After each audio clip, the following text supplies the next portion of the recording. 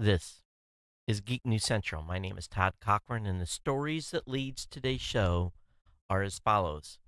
Live local streaming TV. Can you get that in your neighborhood? FCC has received over 10 million comments on net neutrality. Also, we're going to show you a very unique Google Street View, kind of from out of this world. We're going to talk about Elon Musk and the Hyperloop New York City to DC run. And we're going to talk about, could SpaceX new heavy lift spacecraft crash on its initial launch? All those stories, plus all the news of the day today. I want to welcome you to episode 1213 of the Geek News Central podcast for Thursday, July 20th. This show is sponsored in part by GoDaddy.com and listeners just like you. Great deals from GoDaddy can be found at geeknewscentral.com/GoDaddy. You can support this show today at geeknewscentral.com/insider. Be big by becoming an insider, or paypal.me/geeknews. You can always pick up Ohana gear at cafepress.com/Ohana store. Hey, I want to give a warm welcome to all the brand new listeners of the show. Thanks for being here. Thanks for checking us out for the very first time. And there's a few things you need to do to really get dialed in to the show here. And it's very, very simple. And actually, let me see if I can get this to work.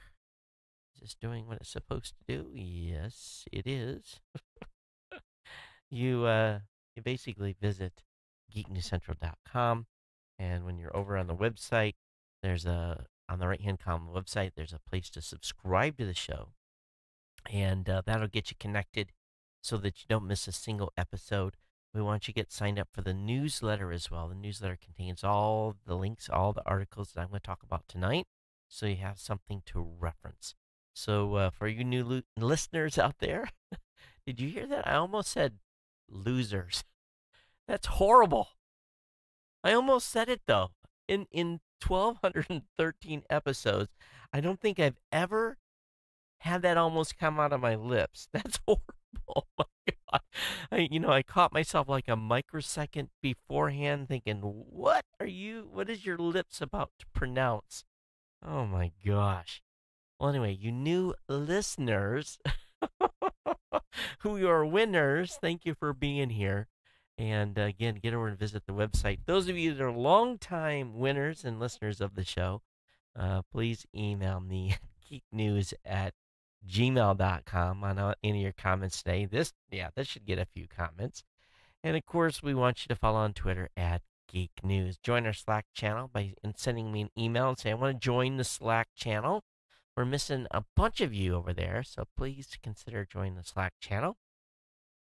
You can follow me on Google Plus or Facebook, just searching my name, Todd Cochran. Watch this show on the Roku, via the Tech Podcast channel, or on your Apple TV. You can listen on Amazon Echo by telling Alexa to play the latest edition of this show's name. You can listen on Stitcher, watch or view on Blueberry.com, watch or listen on Blueberry.com, or tell your Google Home device to play the podcast Geek News Central. Partner shows include our good friends at No Better Than Average with Jacob and Jeff, The Gadget Professor with Mr. Don Bain, of course, my Pro Gear site being put together by the GNC team, the New Media Show, which is put together by Rob Greenlee and I, and soon, if I can get a list of names to Kirk, a bigger list, ongoing editions of the Podcast Legends show. So that is a work in progress every time. Do you have a podcast legend that you want to hear an interview from? Drop me a line and we'll get him or her booked up on the show. Hey, of course, this show is sponsored in part by our good friends at GoDaddy.com, and we want you to take advantage of all the deals that they have available. The July promo codes are hot in action. We had a pretty good week this week. I was looking at the data, and we were a little behind earlier in the month, and this week was kind of a catch-up week. So I think we're on mark to meet our numbers. But I'm going to tell you, if you haven't used any of my codes lately, You do know you can save 30% on new product purchases at GoDaddy by using the promo code CJCGNC30. You get a .com one time only, 99 cents.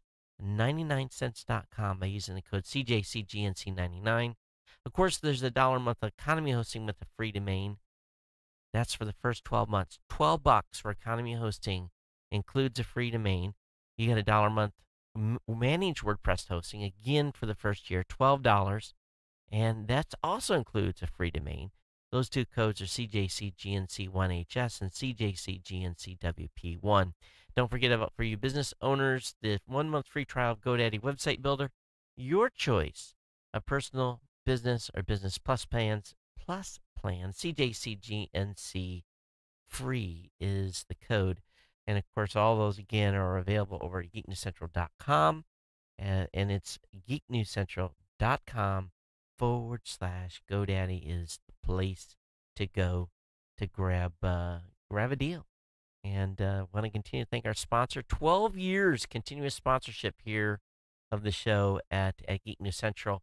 No other show in podcasting has that long of continuous support by any advertiser in the podcasting space. So we want to thank them for their ongoing, long time support of this podcast. All right, so let me go ahead and give you just kind of a rundown here tonight.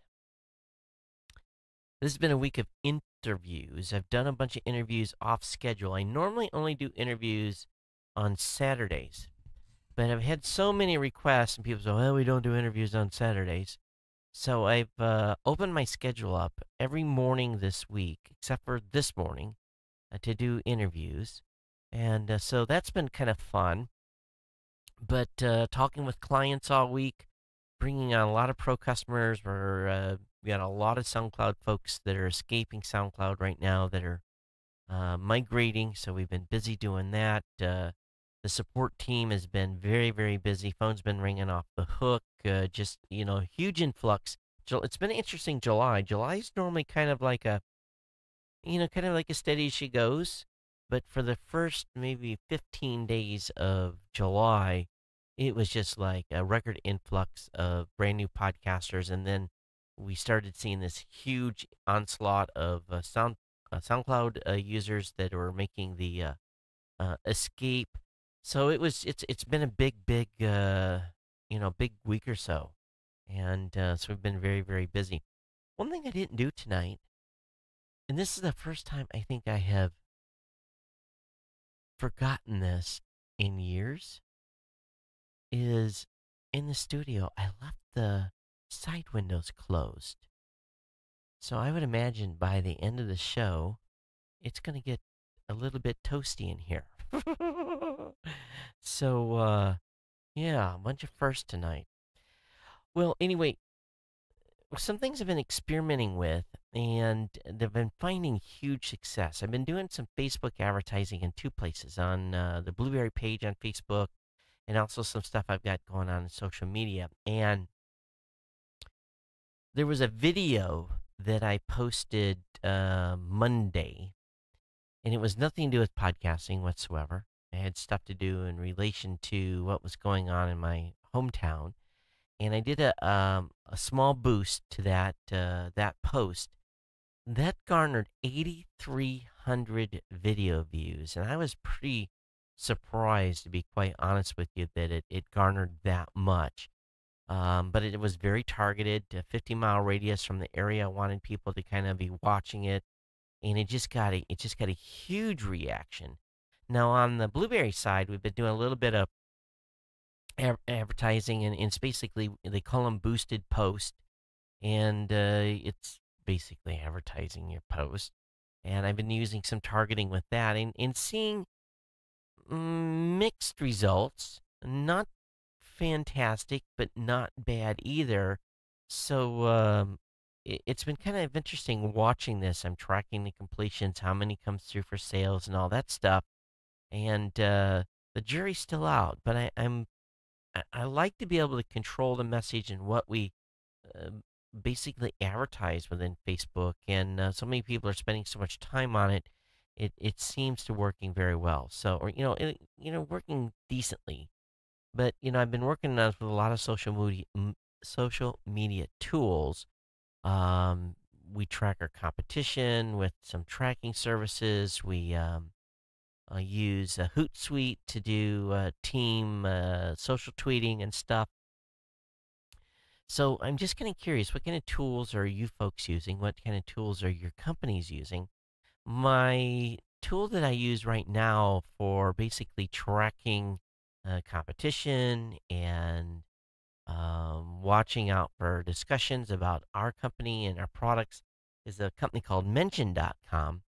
So I'm kind of curious, what are you guys using? For those of you that have a business and you're doing social media intelligence, what is that tool?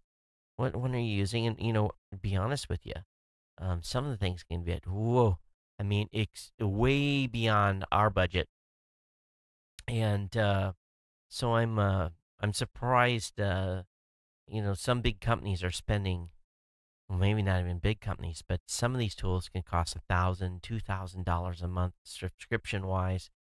Web.mention is nowhere near that cost, but I get a limited number of keywords and different types of searches, and I have an upper limit in responses, not responses, but results that come from that, and that's still a pretty big bill every month. But kind of curious, what are you guys using out there to track what's going on with your business and what people are saying about it? Last thing tonight, and this is an image challenge to all of our Ohana. I want to see if I can find, where did it go? Huh. So normally here, so what we got going on right now on the TriCaster is a situation where where once in a while we have I'm trying to find there we go. There's every once in a while we have a rogue graphic, and I just got it to recenter and see it's already trying to track. We get a rogue graphic that, well, the graphic takes off on its own across the screen, and there's something going on with the servo in the. See, there it went again. It's off into Never Never Land. Let me try it again. Let me reset it. And this is becoming quite annoying to the point where at some point I may have to send in the keyboard. So right now it's holding. Let me size it down a little bit. Those of you listening, what it is, it's the graphic I have in the upper left-hand corner of the video, and it just like goes ghosting on me sometimes, and that's not good. How that relates to what I was going to share. I have an image challenge. I'm looking for. We've been using graphics that basically are embedded in iTunes images. And what I want to do is basically get some graphics that will look a little bit different, a little more bigger text, so that when we do have that branding up in the left-hand corner of the website, that people can see it a little better. So if you want to try your creative juices and make some graphics and send them over to me for the for the show graphics for the video, I definitely appreciate it. But that's just one thing that um, I'm just trying to task people up a little bit, see if they can. Those of you that are part of the Ohana can help the show out. Sam, I know you've created a lot of stuff, and I know that you'll probably step up as well, and I appreciate it. But if any of the other you listeners have some graphic skills, play around and see what you can come up with, something that's cool that we can put on the website. Okay, so let me go ahead here and get out of this general chit chat stuff, and we'll get into the regular parlors. I got a great show for you tonight. I mean, really, really good. Kirk found a good lineup of stuff. I found some additional stuff. I think this is a good one. I think you're going to have a lot of fun. So there was an article on CNET saying, are you live? Are your, oh my God, are your live local channels on a streaming TV service yet? The big five TV streamers, DirecTV Now, Hulu, PlayStation, Voo, Sling TV, and YouTube TV, all offer some combination of ABC, CBS, Fox, and or NBC. And to be frank with you, I don't think I've watched any program from ABC, CBS, Fox, or NBC in a long time. I spent a lot of time like on A&E and those types of channels, Discovery and so forth. So, but if you're cord cutter, um, you can start looking around. Um, and there has this article talks about some resources, and there's some charts that basically show which local programming is available not only over the air but also via your internet stream, and who basically it's linked into. So I'll have that up in the show notes for you to check out. Obviously Sling is Sling, YouTube TV, Direct TV, Hulu, PlayStation, so forth. They've got um, amongst them, total 300 local stations. Probably the very, very biggest markets of their LA, San Francisco, and so forth. But anyway, I have a link in the show notes. You can look at the chart, and if you've cut the cord, this might be good piece for you to go take a look at. All right,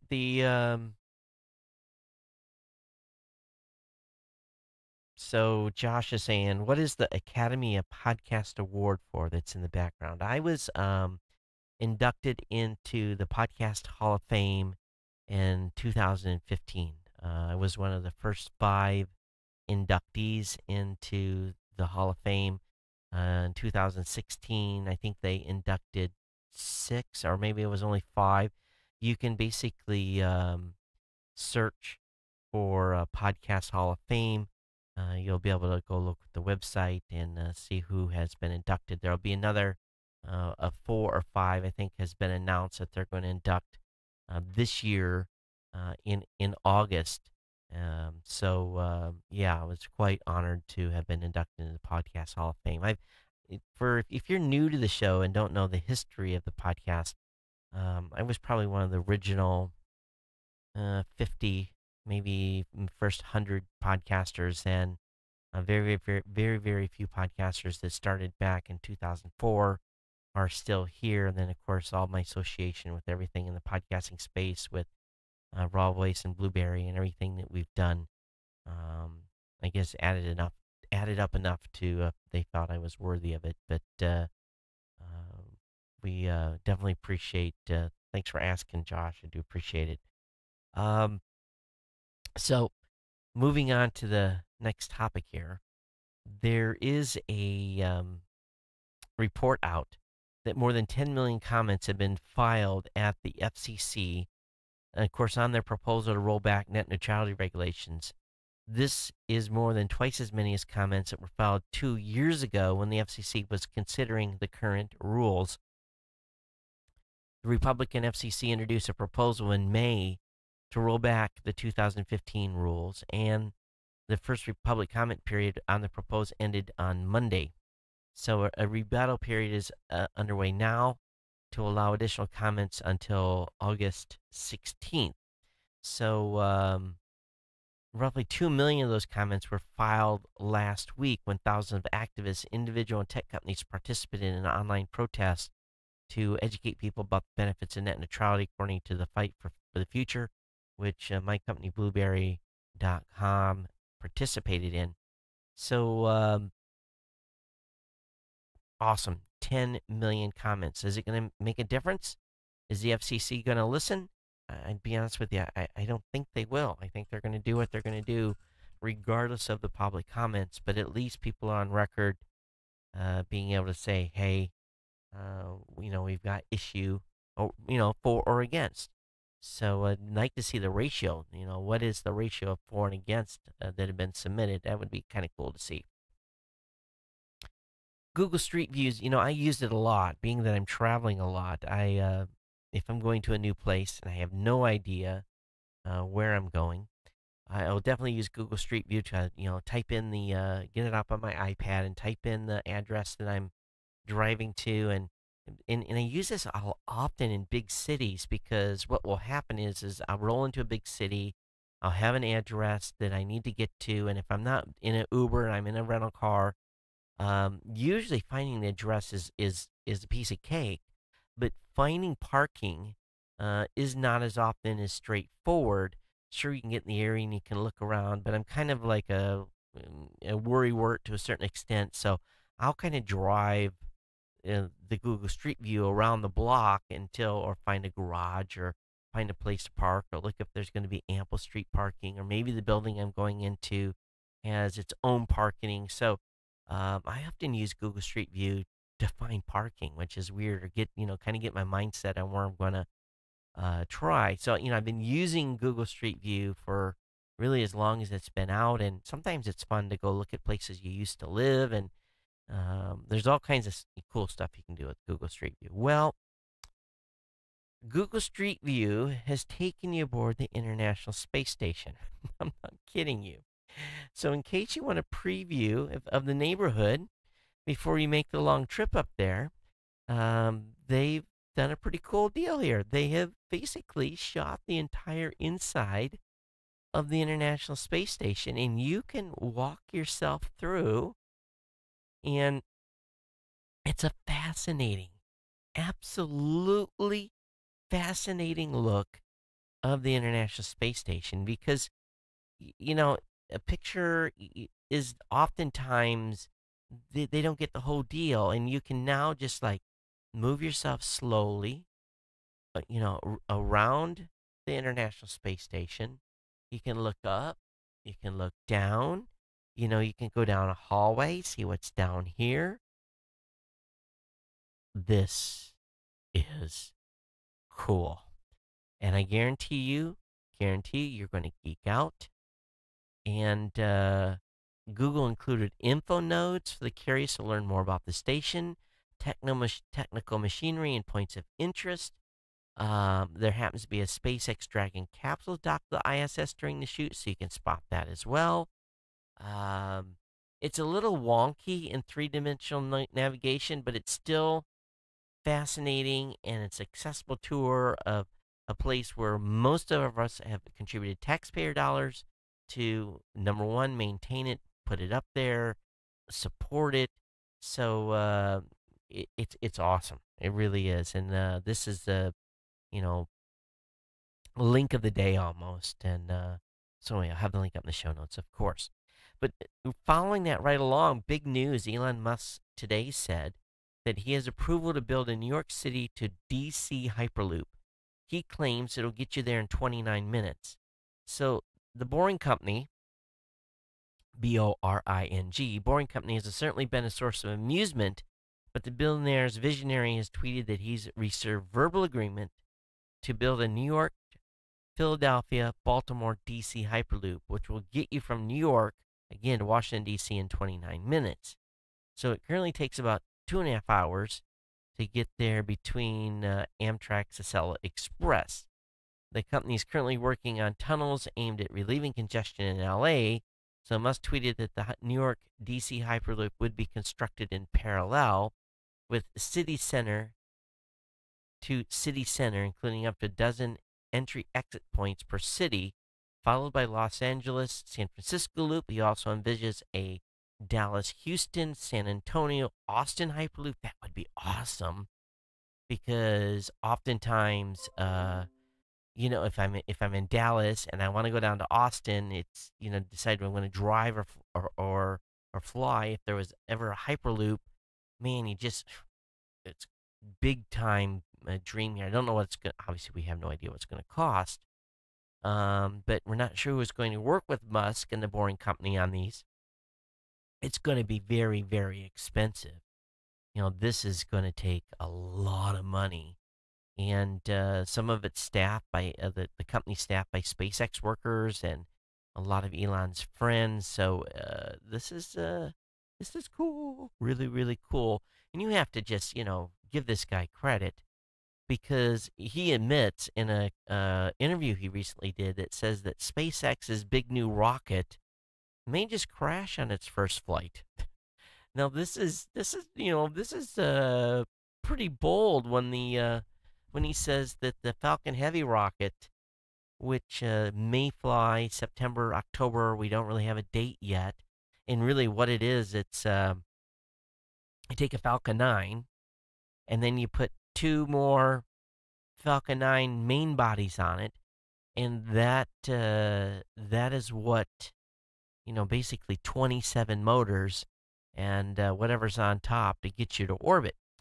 They said, well, it's in theory it sounded pretty simple. You just strap two more main stages on and you rock and roll. But it's thermodynamics and vibrations and sonic waves and sound and everything that goes into it. You got to keep this thing from shaking itself apart and blowing up.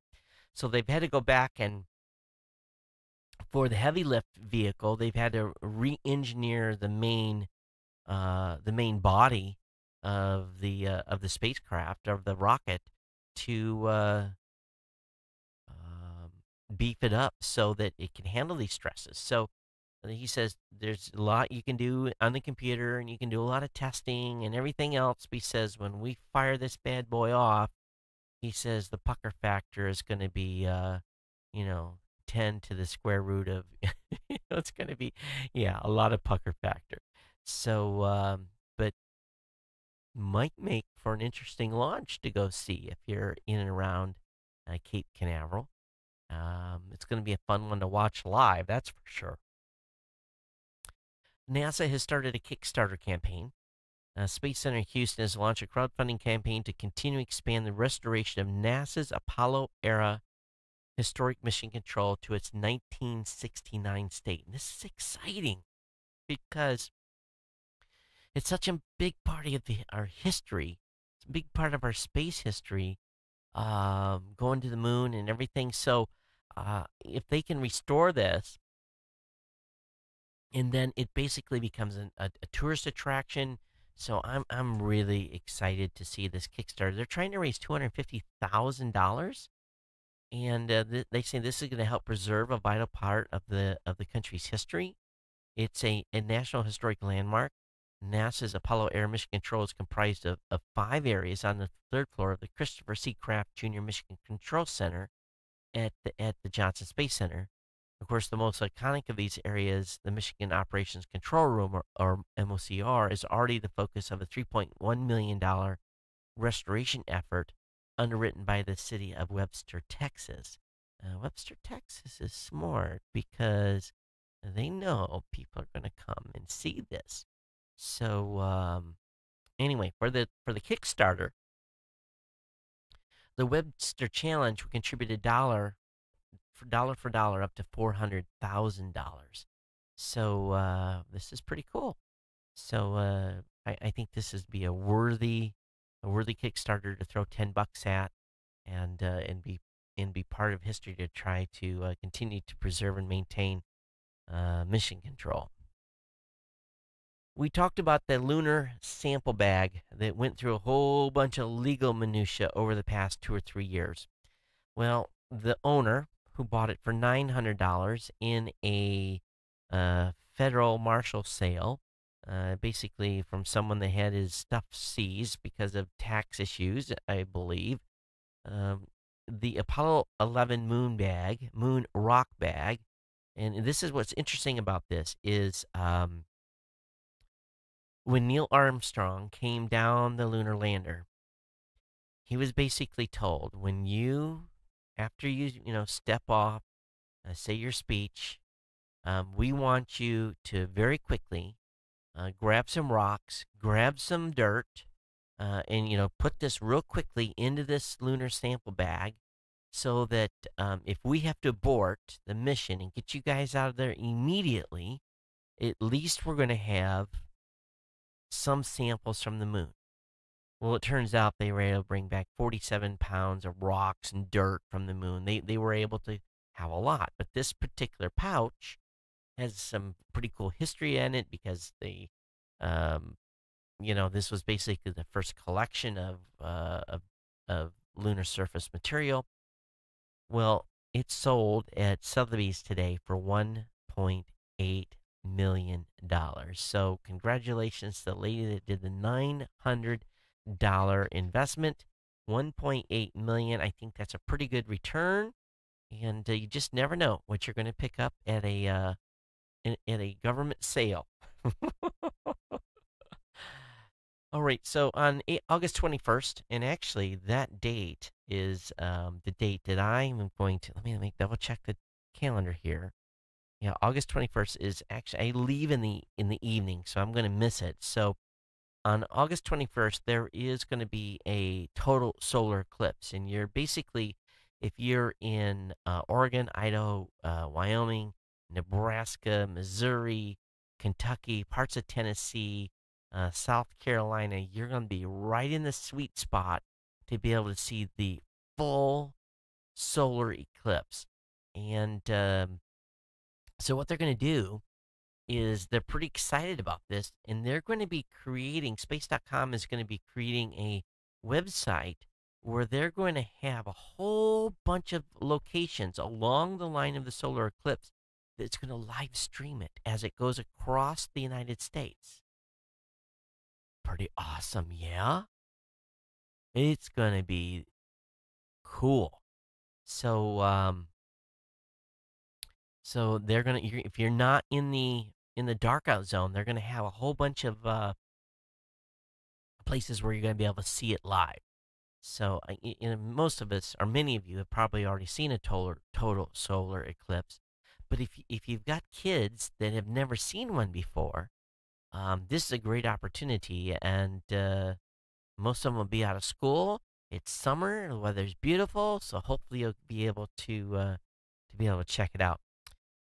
I do want to talk about a comic book, and I'm not a comic book collector. If any of us would have had any common sense back in the day, none of these comic books would be worth anything today because we would have all collected issue one and not taken them out of the bag, and all the things that make a comic book very, very valuable. Well, in honor of Wonder Woman, the 75th anniversary, eBay is giving the fans a chance to own 3 of the rarest Wonder Woman comics in existence.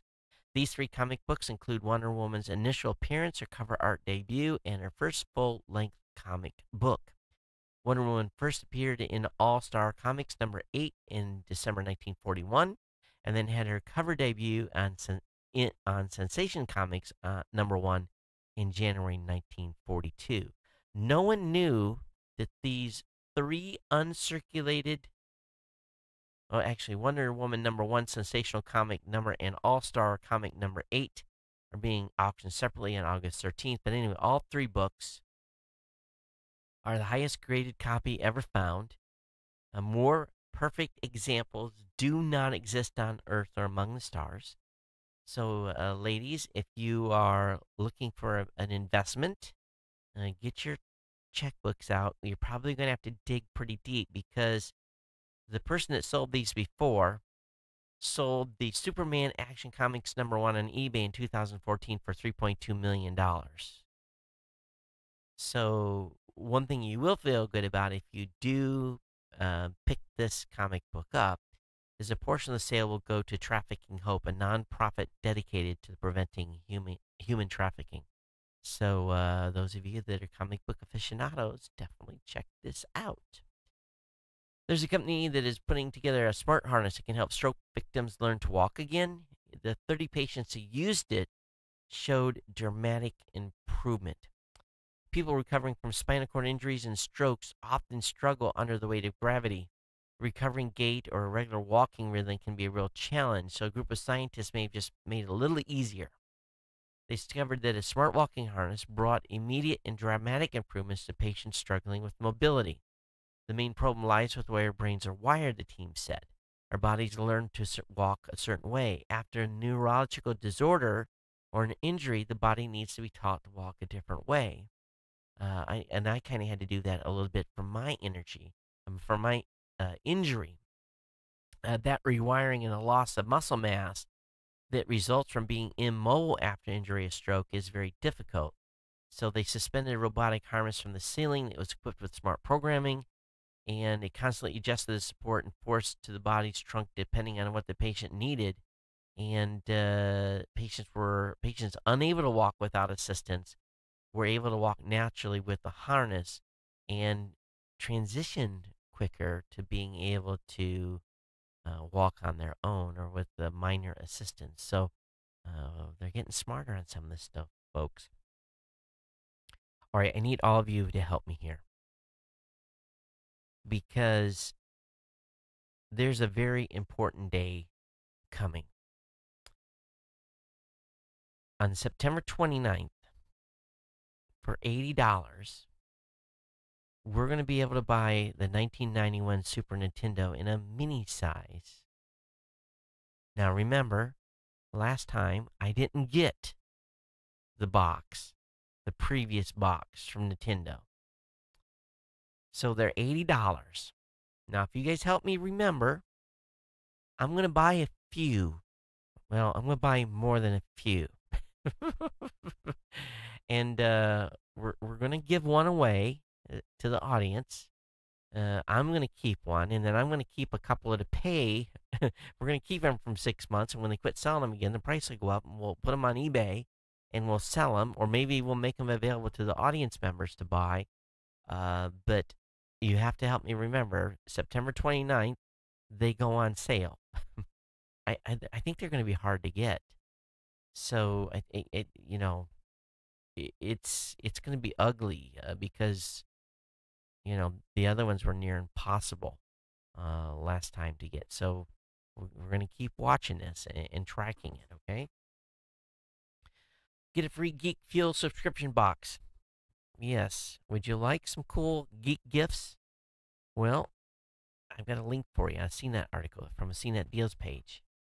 And this Geek box, all you got to do is pay for shipping, and they're going to put some swag in it. Should be a lot of fun. So definitely check out the link. I'll have that in the show notes. If you're in the UK, now, those of you in the UK, don't get mad, but you need to start asking questions. And they need to do this test in the United States too. But according to a life hacker, in the UK, and if you opt for ice in your soda, there might be poop in all your fast food drinks.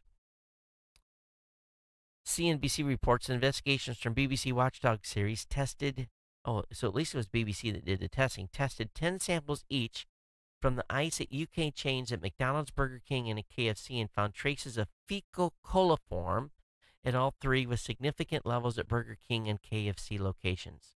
Fecal coliform is linked to a variety of diseases, and while Burger King and KFC since released statements expressing dismay and a commitment to better managing and handling of ice, McDonald's pointed out that the levels found in the ice samples were low, not reliable indicators for potential health risk. They need to do that test here. Here's a better solution. I have cut my soda drinking down considerably. Maybe one Coke a week. Okay. Just don't drink soda. Get something else. But it sounds like stay away from the ice. That's what it really sounds like. Hey, Best Buy is selling a 2-in-1 Chromebook for $220. Now, into this model offer convertible form factor, also supports, obviously, the Android apps. So I'll have the link up in the show notes on that. I saw someone using one of those at a beach the other day. I was kind of surprised. Also, Sears. Is there still a Sears in your town? I think there's only one left here in Honolulu. Sears is adding Alexa support to its Kenmore smart home appliances. So hopefully Alexa keeps Sears from going out of business. But if you're in for a new appliance, there will be Alexa enabled within the Kenmore line. So I guess Amazon's also going to start selling Sears Kenmore products directly, and a new sales channel for Sears. So good luck to them on that.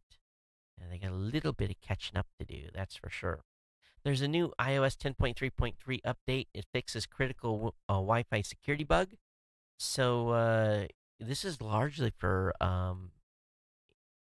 and it will go to a lot of phones and devices. So, and again, it's available for iPhone 5 and later, and iPad 4th generation and later. So, if you don't update it, you could get hacked. So, make sure you get this bug update that's been released by Apple, iOS 10.3.3, okay?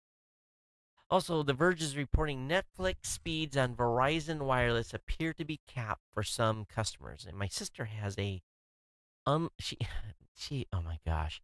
She was on unlimited Verizon. She had a true unlimited plan. They talked her into coming off the Verizon unlimited plan and being on a Verizon new unlimited plan. So anyway, long story short, some folks on Verizon are seeing data speed slow down from Netflix when you're streaming videos. So if you're on Verizon Unlimited, be aware that this could be happening. They did some tests via fast.com to see what kind of speeds they would get with Netflix, and most of them did not exceed 10 megs, which still is pretty good. That's enough for HD playback on a mobile phone for sure. But a little bit of net neutrality scares going on here right now. There's something weird going on with Windows 2. Windows 10 may cut off devices with older CPUs. Now, remember, they also said that that certain processors weren't, some certain new processors weren't being supported. So this is weird. Microsoft says at least not if you happen to be okay, Windows Creator Update for Microsoft says at least not if you happen to be the unlucky owner of certain older Atom-based Windows devices and other aging models in the future. Basically, they're basically not going to let you upgrade, and sometimes they're not going to let you downgrade. They're not going if you have too old of a processor, they are or, yeah, or a certain processor, they're not going to let you like run Windows 7 anymore. They're going to force you to run Windows 10, so it's kind of a dual thing. They're going to exclude Windows 10 from some processors, but they're not going to let you run Windows 7 on older processors. You're going to be forced to run Windows 10. It's just very weird what they're doing here. For years, the rule of thumb was that you could run virtually any operating system on top of any Intel, AMD, or even Cyrix hardware, and chances are that it would run. It might run slowly, but over time, though, things change. So as malware become more potent, running a supported Windows operating system become more important. Now there's Windows as a service. If Windows 10 never really goes away, what limits PC builders is supported hardware. So now we have to worry about how long all of our PC hardware components are supported, lest we lose access to new versions of Windows 10. So this is, it's just like they're forcing hardware updates. It's crazy if you want to stay current. Or if you want to go backwards, they're not letting you install older stuff. Hey, YouTube, NASA's released historical footage on YouTube. I actually went to their page and I really didn't find anything that compelling. But anyway, that's available now, about 300 videos. And they're saying an additional 200 is going to be updated in the future. Hey, Twitter says that everyone, even the president, has to follow the Twitter rules and guidelines. The rules are the rules, said a Twitter VP. Did you know if you swear on Twitter that you can get your account locked out for 12 hours? I didn't know that. I don't think I've ever cussed on Twitter either, but that I didn't know that. Last month, Google stepped up its initiative to help stamp out extremism, specifically terrorism-related content. Today, the company is announcing a new initiative on YouTube to help guide people away from terrorism propaganda videos and steer them towards content that debunks extremist messaging and mythology. It's called the redirect method because it essentially redirects users searching for specific keywords on YouTube to playlists featuring videos that counter extremist content. So this is one of the many things Google's doing to try to battle the nasty videos that end up on YouTube so often. Facebook pages can now build their own communities. So this is kind of cool. Groups for pages is rolling out to artists, brands, businesses, and newspapers. So, so if you create your own fan club, so how does this work? It's basically called Groups for Pages. The company says the idea stems from two reporters at the Washington Post who started a Facebook group called Post This, where they interact with some of the most avid fans on the paper on a daily basis. Facebook says right now there are more than 70 million pages on its platform, so this is going to be great for many users who don't want their local supporters feel more connected to them. So I'll be checking that out on Geek News Central stuff and also some of the stuff I'm working real heavy currently. And I'll get back with you and let you guys know how this works. This is kind of cool.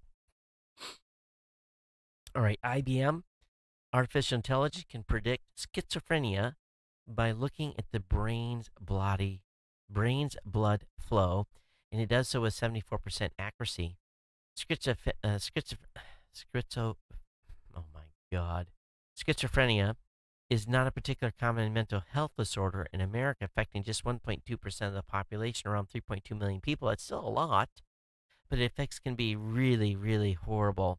Pioneering research conducted by IBM and the University of Alberta could soon help doctors diagnose the onset of a disease and the severity of the symptoms using a simple MRI scan and neural network built to look at blood flow within the brain. So they're getting smarter. We're going to walk into a scanner someday, and they're going to be like, "Okay, here's your list of stuff we need to fix on you." That's going to happen at some point. Hey, PayPal taps into your Chase and Citibank accounts.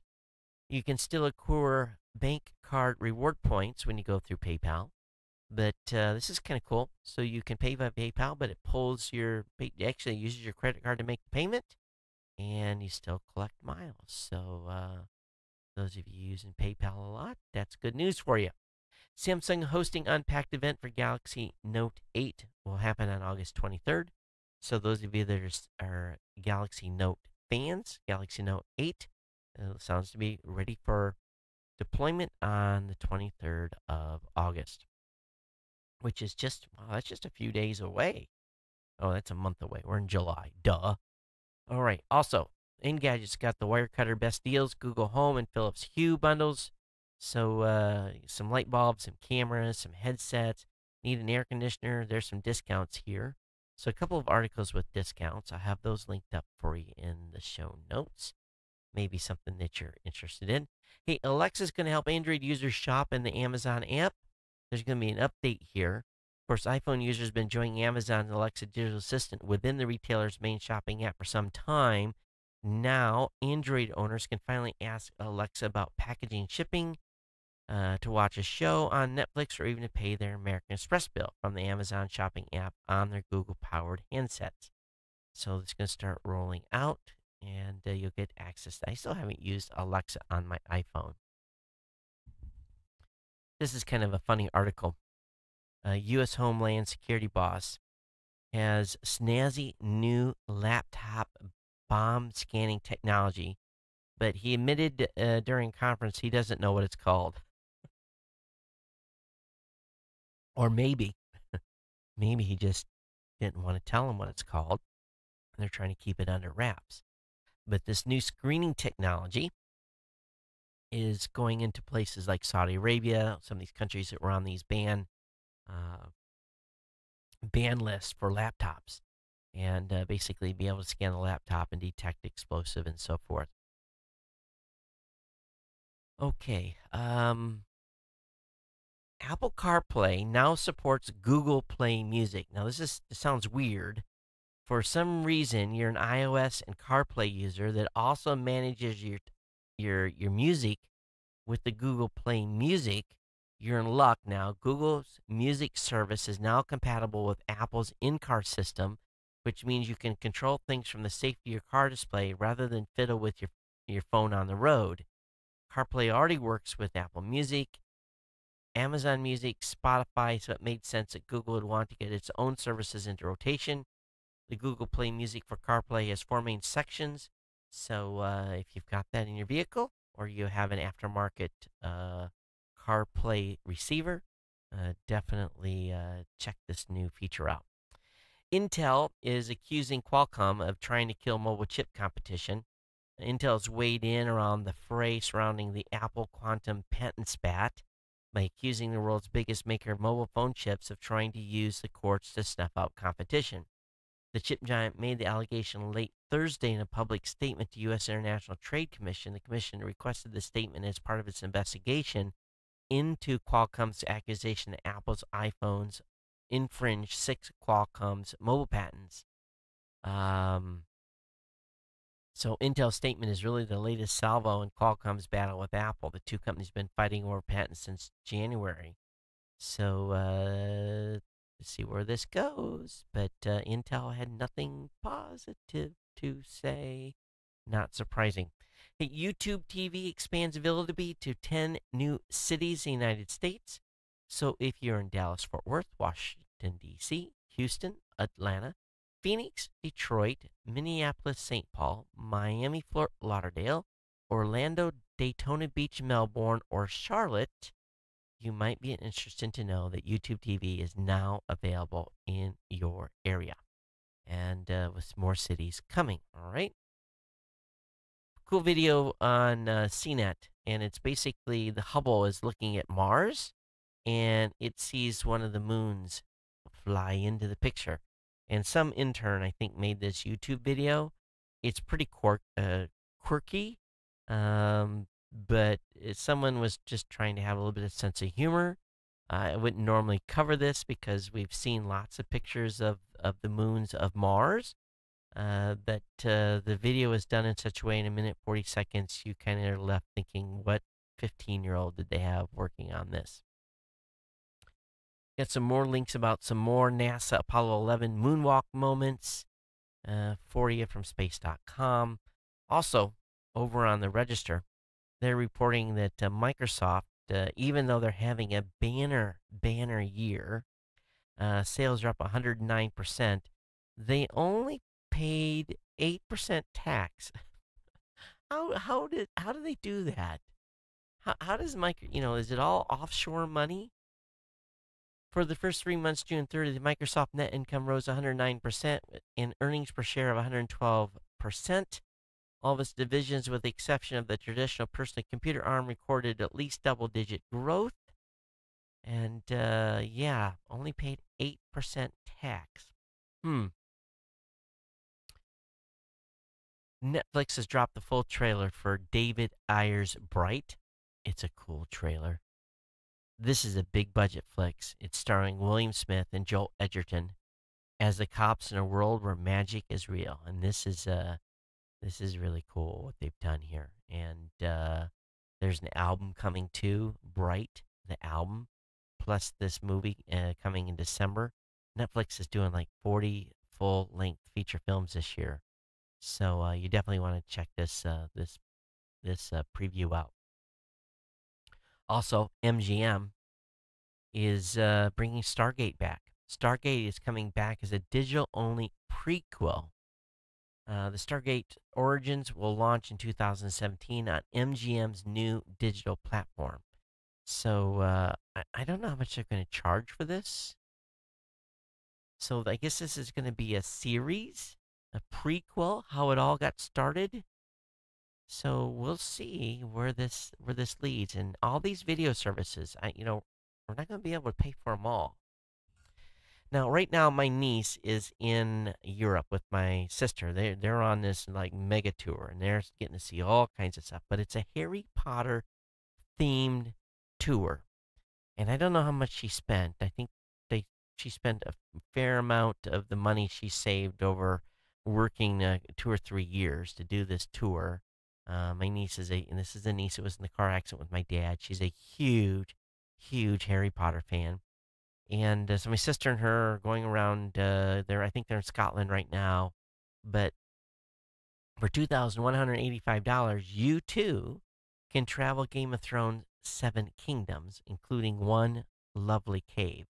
So, for those of you that are Game of Thrones fans, you're going to be able to go around a lot of World Heritage sites, major tourist attractions as well in small towns. And this is definitely going to be a European PR travel company's dream come true. You'll get to see all these places. So, for example, um, you're going to get to you're going to be in Barcelona. You have to go to several cities there. Then you're going to have to move on to Morocco, and from Morocco you got to go to Malta, and from Malta you go to southern Croatia, and what else? That's where King's Landing is filmed. And then getting back to where the Game of Thrones hailed from, you can fly to from Croatia to Edinburgh, Scotland. Love, love Edinburgh. Um, awesome. So you can see parts of Winterfell, a much shorter flight to Belfast, and then you can see that's where Westeros is, including King's Road and House Greyjoy's castle ruins. And the last stop is Reykjavik, Iceland. So all total, if with all those flights and everything, it looks like $2,185. Now, prices fluctuate, and this doesn't include lodging, does not include food, doesn't include transportation. So $2,185 just for the airfare to see the Seven Kingdoms. All right, last article of tonight. We'll wrap things up. Oh, actually, that was the last article. Let me see if we've got any email that has come in. Bada bing, bada boom here. Let me go down to that. Oh, I got an email from Michael. He says, "Hey, Todd, after your recent confusion about being asked about diversity, and this is where I was asked for a diversity plan to work with a programming company, I wanted to share my observation about what my company has been offering over the last 2 years. My company is a medium sized financial firm that has been a subsidiary of a Wall Street firm for over 10 years. In 2016, the firm worked with an outside consultant to design and roll out its first diversity program. The program includes employees expressing interest in one or more of the channels work life, Hispanic, women's, etc. This year, the theme is hidden biases. Each channel is offering their perspective on that theme in presentations and panel discussions through the year. My interpretation of you being asked about diversity in your company is more in that broad way, not just about the diversity of your team, but also how to best service a diverse customer base as well. Oh, okay, that's cool. Have a great week. And that's Mike, and he's out of Albany, New York. So, you know, in serving customers, we do have this a very diverse customer base. I just, it's ironic. I put a Facebook post up today that said today's been International Support Day. Mike, the lead support at Raw Voice Blueberry, was on the phone to Australia twice, France, England. There was like 5 or 6 countries, and there's different expectations in every one of these countries on how you support your stuff and all that stuff too. So we do have we do have global exposure right now, so that's interesting. Thanks for sharing that with me. I definitely appreciate it. And I think that's it. I think we're gonna get you out of here in an hour. That's just incredible. I'm off my game here a little bit, folks. Some reason not. Well, I'm not putting so much stuff up in the queue. All right, so let's go ahead and wrap this up. Again, if you got comments on today's show, geeknews@gmail.com. You can follow me on Twitter @geeknews. And thanks for being here. Thanks for being part of the Ohana. I'll be back with you Monday for a regular show in the studio. Thank you for listening, and we'll see you next time on the Geek News Central podcast. Everyone, take care. Aloha.